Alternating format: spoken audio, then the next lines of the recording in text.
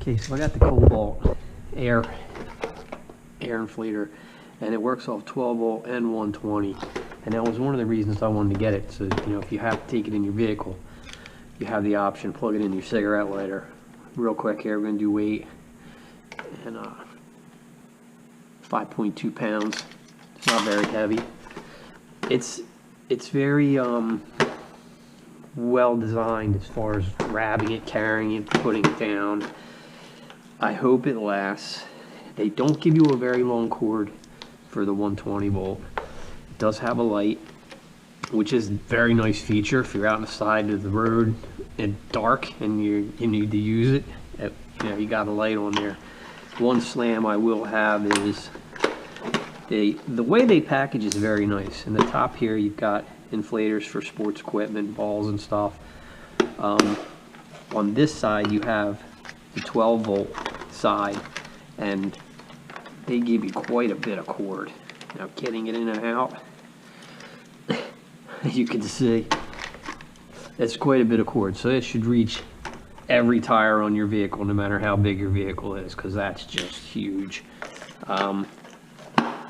What I didn't like was on the side where the air hose, they had this air hose stuffed all in here. I'm not going to keep stuffing this back in there. It takes 5 minutes to put that all back inside there and do all that, so I just leave it out. And I had to take a grinder and cut this a little bit so that I could close this and have the hose still stick out. So that's the way I leave it, and I just run the hose here. This is something that just sits in my garage. This isn't in my truck. I don't call for it, and I don't air down.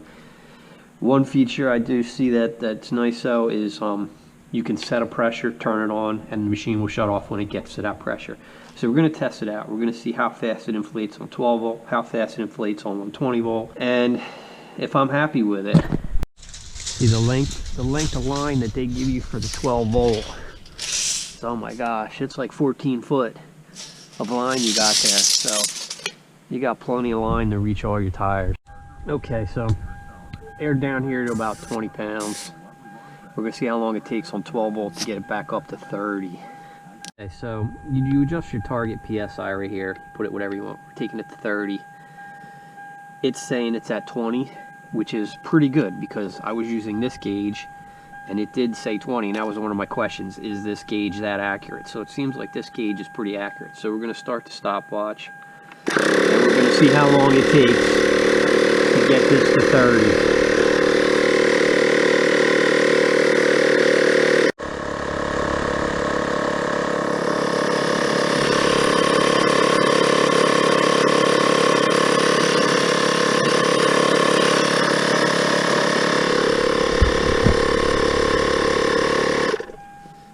Okay, so that's not bad at all. A little over 3 minutes to go up 10 psi, and this is a 265 7016. That's not bad at all. We'll do it again. We'll see if it's quicker even with the you know, 110 120 volt, but that's not bad. That's pretty quick, and it's pretty quiet too, especially considering the one I had before this was so loud. And all right, so second test here, we're at 20. We're going to hook this up again. This time we're going to run it off 110, 120 volts. Let's set this for 30.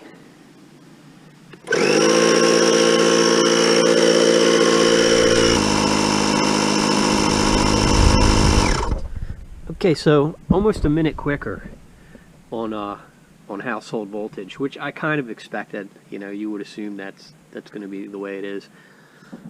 So yeah, this thing is decent, man, and I'll tell you, the clip is really strong when it locks on there. It really locks on there good. You know, like it does this every time though. It seems like it's 2 psi off of what it actually targets. So it's saying it's 28. I had plugged it in for 30. It came up 2 psi short. Yeah, and we're looking at, yeah, we're like 2 psi short. So no big deal. You want 30, set it for 32. Curiously, I wonder how high this will go. 60, 70, 90. Wow, would this really pump up to 120? I guess it would if it's on the dial here. But I'm pretty pleased with this for $80. for $80, and there's the light, which is pretty bright. And yeah, I mean, this is something you could throw in the back of your car or your truck if you're going to go off-roading and you wanted to air down. You know, figure 3 minutes a tire to go down up 10 psi. That's not too bad. It's not too bad at all. The big question will be longevity. Will it survive for 10 years? Will it last? Kind of don't even know what's going on under all this plastic here, but from initial thoughts, it seems like I'm happy with this purchase.